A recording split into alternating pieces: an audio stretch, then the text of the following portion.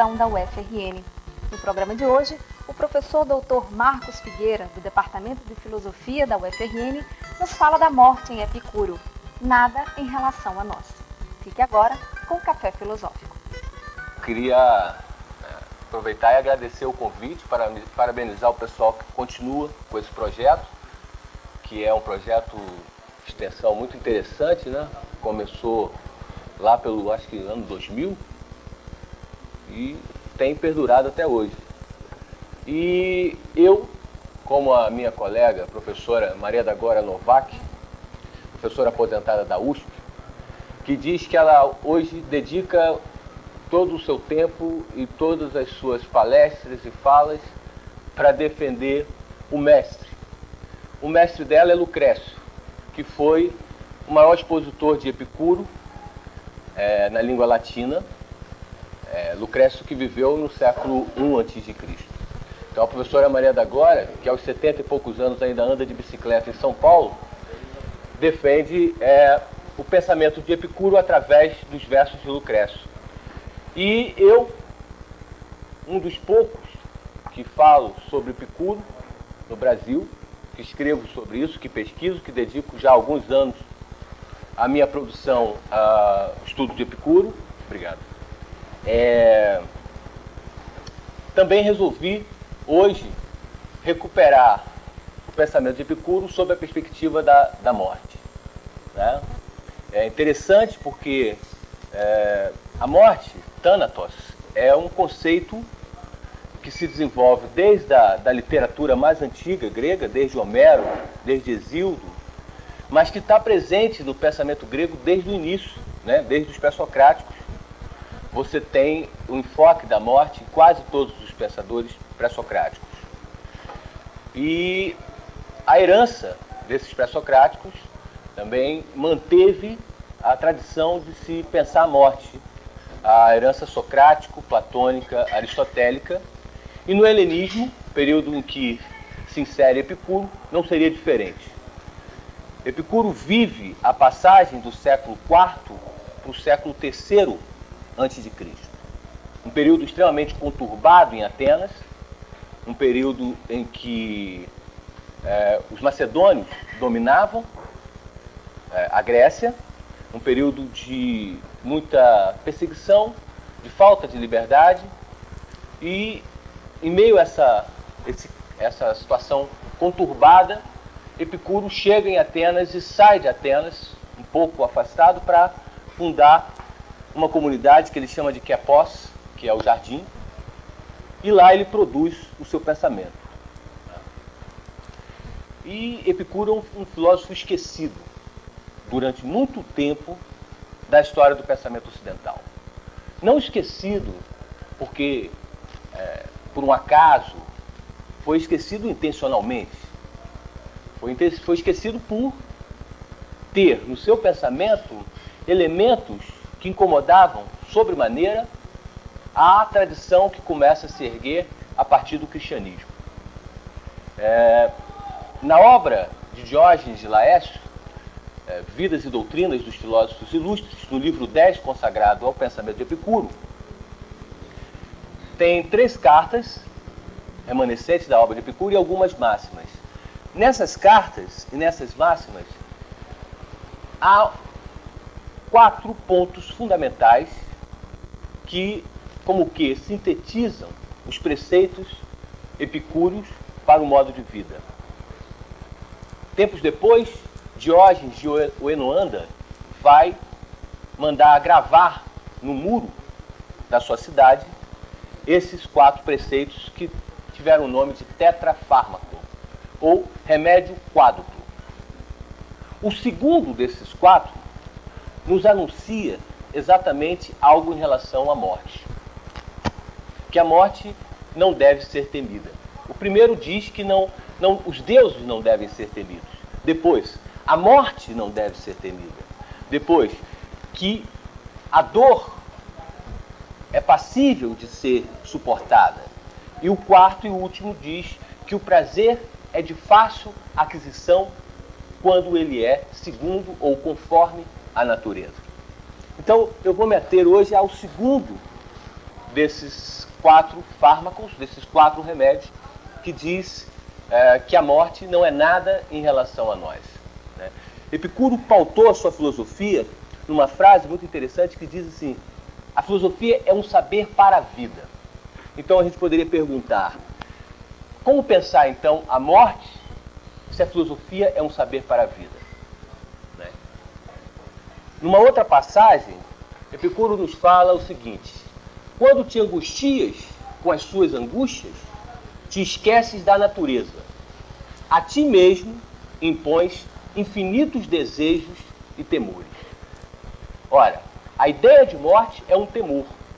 E a ideia de imortalidade é um desejo. O homem deseja a imortalidade porque teme a morte. Então a relação que o homem estabelece com a morte é desde já uma relação de temor. A morte, o pensamento sobre a morte é um pensamento doloroso. É um pensamento que gera angústia. Domenico Pesce, um italiano, que escreveu uma obra chamada Sagio su Epicuro, diz, numa das passagens do seu livro, o seguinte: a morte não é jamais uma experiência que se oferece a um particular, mas somente um acontecimento ao qual nós podemos assistir. Então, ninguém experimenta a morte.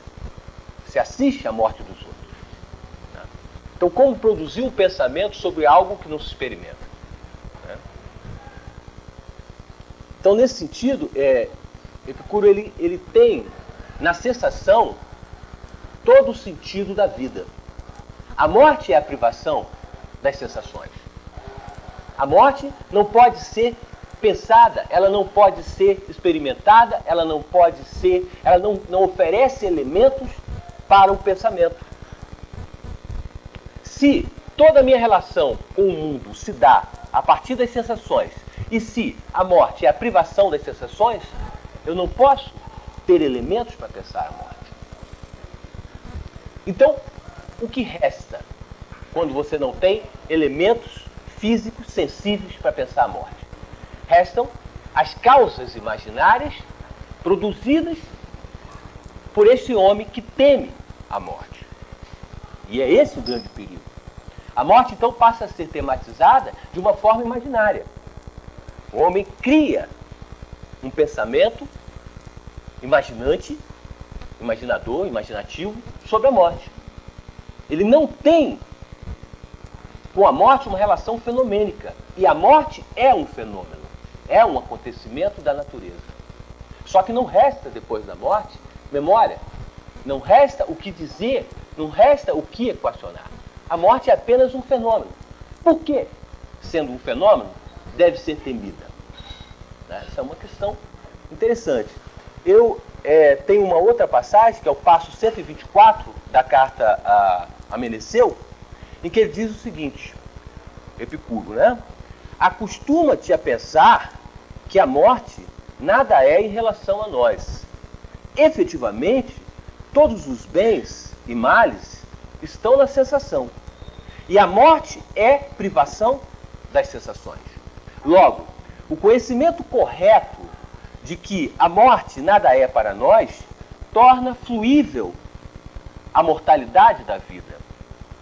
Não por atribuir a esta uma duração ilimitada, a esta vida uma duração ilimitada, mas por eliminar o desejo de imortalidade. Então, são esses dois pontos que eu gostaria de sublinhar.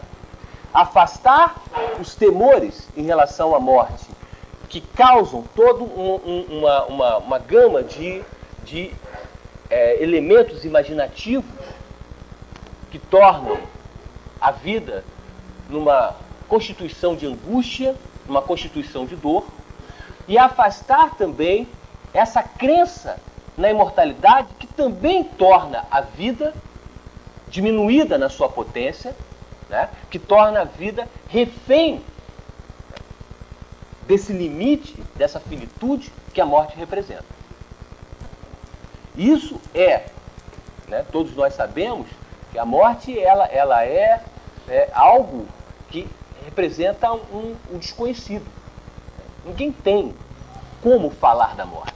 Me lembro Platão, na sua República, no livro 10, quando nos narra o mito de Er. Então, Er, naquela situação, desce ao Hades, pensando estar morto, e quando chega lá, descobre que foi um engano, que ele não deveria estar morto. Então ele volta e conta o que acontece com quem está morto no Hades.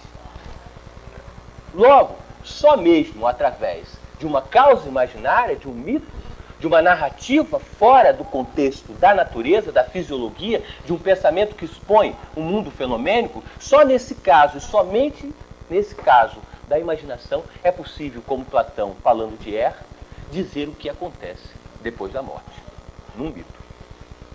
Então veja que Epicuro ele não tem o desejo, nem a intenção de construir um pensamento sobre a morte, mas sim de dizer que a morte é meramente um fenômeno. Ela não deve ser levada como uma questão filosófica profunda. Ela não deve ser sequer objeto do pensamento filosófico. A morte é a perda completa da subjetividade. Não há como se pensar depois do fenômeno da morte. Essa passagem que eu li, o passo 124 da carta a Meneceu, eu faço uma divisão em 4 partes para melhor expor o sentido implícito nessa passagem.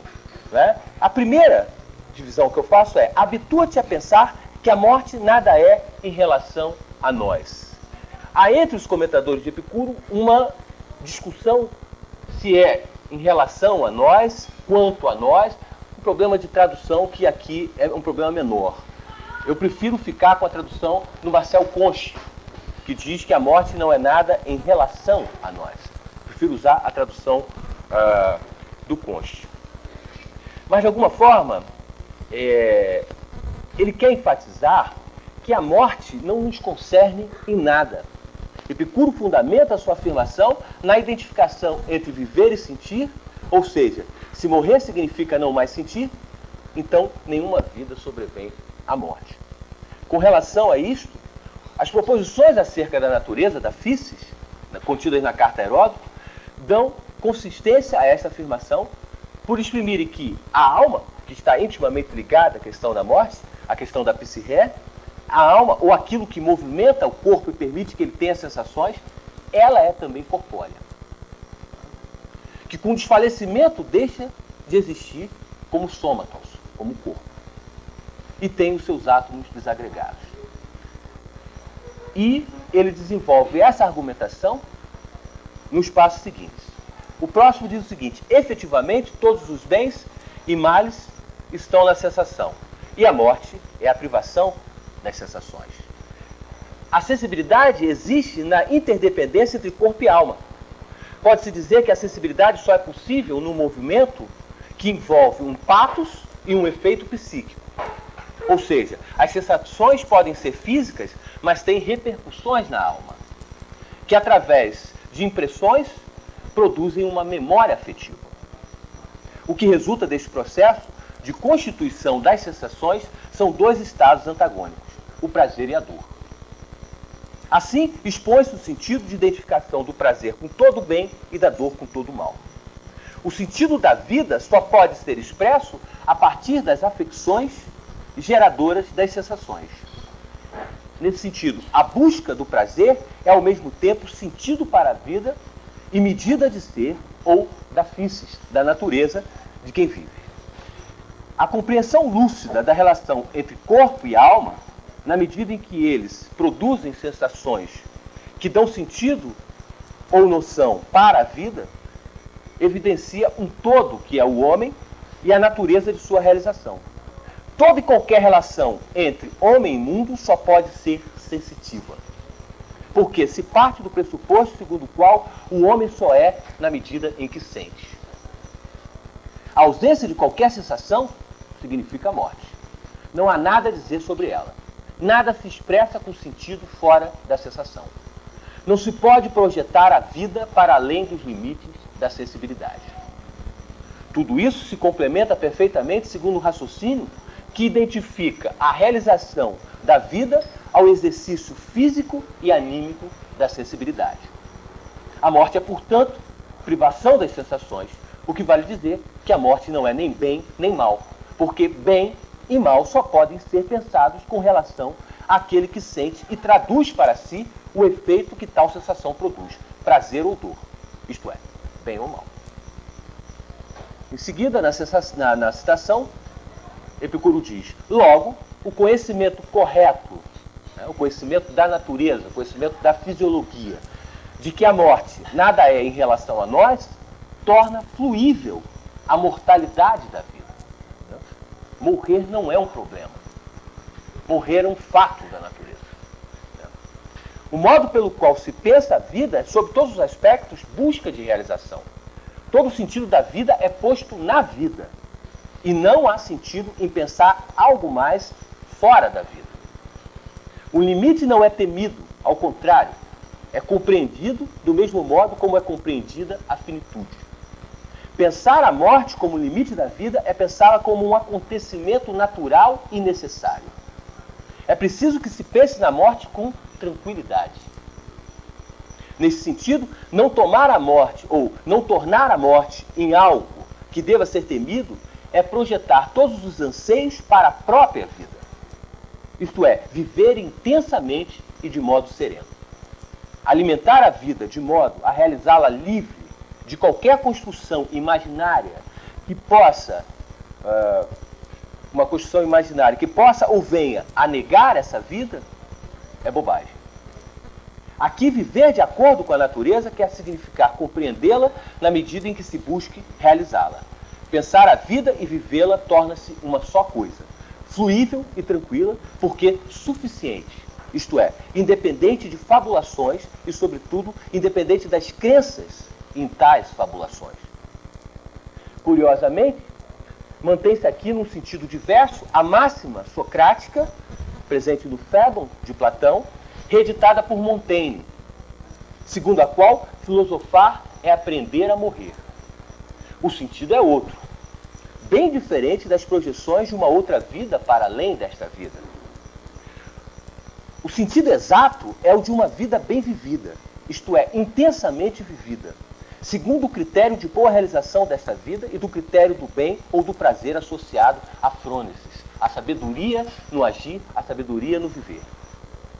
Mais uma vez, essa base fisiológica, essa base da compreensão da natureza, sobre a qual se ergue toda a argumentação de Epicuro, estrutura a alma, a psirré, como um corpo.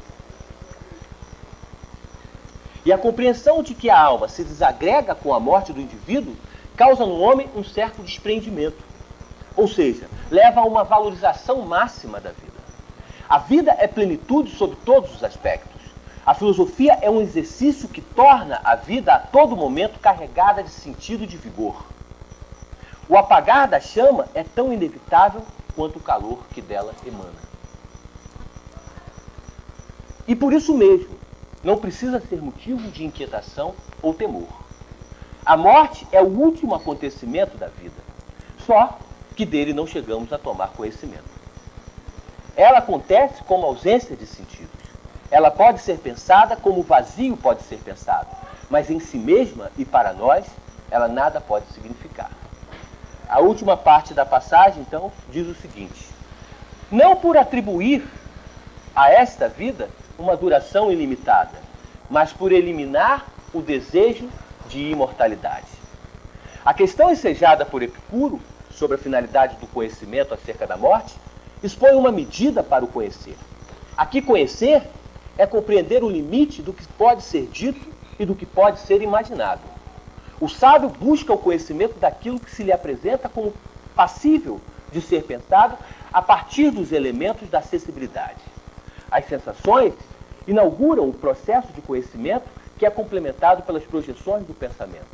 Porém, interessa sobretudo compreender os limites de tais projeções, para que não ultrapassem as raias da coerência, cujo referencial é a morte enquanto fato, acontecimento, cujo conteúdo não existe, é insondável. Assim, pensar a morte pode significar estabelecer uma medida de poder para este pensar. O pensamento é narrativo, é a descrição do fato, ou imaginário. Em ambos os casos, ele se dá sem qualquer experiência do acontecimento morte. Logo, o conteúdo do pensamento narrativo limita-se à constatação do fato e da sua necessidade. A morte está subsumida num processo maior, e este sim experimentado, que é a vida, como perda de sensibilidade, sem qualquer possibilidade de consciência do que já não é. O pensamento imaginante quase sempre ultrapassa os limites da experiência, configurando um novo universo, podendo até compreendê-lo como a continuação imaginária que se expõe a partir do ocaso da vida. Este tipo de conforto, entre aspas, traz por vezes um desconforto e uma intranquilidade, que seriam o temível desejo de imortalidade. Mas, o que seria este desejo aos olhos de Epicuro? Puro temor. À exceção do vazio, tudo que existe, além de verdadeiro, é sensível. A morte é perda de sensibilidade, portanto, ela não existe substancialmente enquanto objeto do pensamento. Então, por que torná-la, dotá-la de uma substância incerta e imaginária, que estranhamente se reveste de cunho religioso, onde o crer está associado ao sentir? E ainda, por que sofrer por antecipação? Epicuro diz que o sofrimento com a perspectiva da morte é uma antecipação, ou seja, ele reside na espera do fato. Em outro passo da carta a Meneceu, lê-se o seguinte: é insensato, portanto, quem diz que teme a morte, não porque sua presença pode causar sofrimento, mas porque sua perspectiva faz sofrer. Aquilo que não perturba, quando está presente, causa somente um sofrimento infundado quando é esperado. É na perspectiva da morte que se projeta o imaginário sob a forma de crenças, ou como chamava Epicuro, opiniões vazias. O sofrer por antecipação quer dizer exatamente negar a possibilidade de tornar a vida em algo prazeroso. Isso não é coerente com a natureza das coisas, pois o sábio não renuncia à vida, nem teme a cessação da vida. Ele parece ter a nítida compreensão de que a morte é para muitos apenas um nome,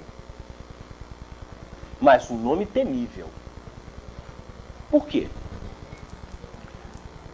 Se para o sábio, ou aquele que medita sobre a bela vida, a naturalidade da morte implica numa compreensão física deste acontecimento. Esta compreensão engendra tranquilidade e não temor ou fantasia. Ao filósofo basta a imagem da morte enquanto momento, acontecimento final da vida. Esta imagem só é possível mediante uma certa projeção do pensamento, mas não pode ser caracterizada em momento algum como objeto para esse pensamento. Serve como ilustração um comentário feito por Feuerbach sobre Epicuro, em que ele diz o seguinte: a morte não é nada nela mesma, ela não é nem absoluta, nem positiva, e não tem realidade senão na imaginação do homem. Na perspectiva do pensamento de Epicuro, a morte permanece uma questão aberta e insondável, porque, de alguma maneira, ele entende que quem busca tecer uma sabedoria de vida não se deixa seduzir por verdades imaginárias. Eu tenho uma pergunta com tintas nietzschianas que é a seguinte: há uma provocação que diz que o cristão vive entre o pecado original e o juízo final. E o epicurista, ele tem uma grande certeza que a cada dia que ele vive a mais, ele está vivendo um dia a menos também, porque ele está caminhando para a morte. A pergunta é, dentro desse sentido e dentro da angústia que isso gera em algumas pessoas, viver para quê? Ninguém pode viver com essa ideia. Do ponto de vista de Epicuro, você tem que viver com a ideia da conquista diária do dia a dia, do que você realiza no dia a dia. Toda a sua relação com a vida é uma relação afirmativa. Nesse sentido, ele e Nietzsche são próximos. Né? Nietzsche está próximo dele. Quer dizer, a afirmação da vida. Veja, Epicuro morreu cerca de 71 anos, de cálculo renal, E os últimos anos da vida dele são anos sofridos. Entretanto, ao invés de tomar cicuta, poucos minutos antes de morrer, pede uma taça de vinho e um banho quente. Ou seja, ainda que seja o último dia, o último momento, a última meia hora, que ela seja o mais prazerosa possível. Alguém que está perto de morrer, sofrendo de dores, ainda querer viver um prazer, significa apostar nesse último momento na vida. Então esse é o sentido. É projetar. Ele tem a frase, a filosofia é um saber em torno ou para a vida. Só interessa a vida. Mais nada. Por que que a humanidade se angustia tanto frente à morte? Quer dizer, o que é que faz, o que há no homem, né, que faz com que, independente da cultura, independente da época, faz com que a morte seja um problema? Para Epicuro, isso significa desconhecimento da física. Entendeu? Só compreendendo o modo como a realidade, que é a física, né, que a gente traduz por natureza, mas há uma possibilidade de tradução de física por aquilo que se realiza o tempo inteiro. Então, a realidade de modo geral. Só você, através da fisiologia, que é o estudo da física, buscando compreender o modo fenomênico dessa realidade, que você entende que a vida é fluível e que a morte é um dos fenômenos. Então, a ignorância da natureza é que gera essas projeções imaginárias, esses temores. Esses temores, na verdade, eles acontecem no vazio do conhecimento. Onde não há conhecimento, há imaginação, fantasia. Né? E quando ele fala, quando te angustias com as tuas angústias, ele diz o seguinte, te esqueces da natureza. Né? Então veja, é o esquecimento da natureza, a não compreensão da natureza que gera angústia. E a ti mesmo te impões infinitos desejos e temores. Quer dizer, os desejos e os temores, os desejos desmedidos e os temores são desconhecimentos da própria natureza. Então, por isso que toda a ética de Epicuro está fundada na fisiologia. O sábio é aquele que a todo instante compreende a natureza, busca a compreensão da natureza. E o modo de vida dele se caracteriza por essa busca de compreensão.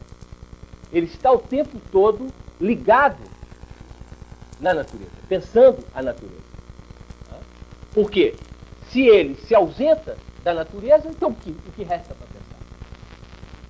Uma natureza outra, projetada pelo pensamento, fictícia, imaginária, não interessa para ele. Epicuro é da escola atomista de Demócrito, ele é muito lógico, muito coerente no que ele diz. Se só existem átomos e vazio, incorpore só o vazio, o resto é constituído de átomos. E esses átomos, em turbilhões, eles se realizam o tempo todo, se formando corpos e dissolvendo corpos, formando mundos e dissolvendo mundos, desde sempre e para sempre. Então tudo é submetido a essa lógica atômica, atomista, da formação e dissolução dos corpos.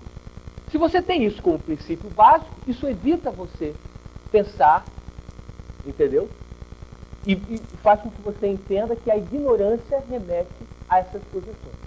A ignorância da natureza, a não compreensão da natureza.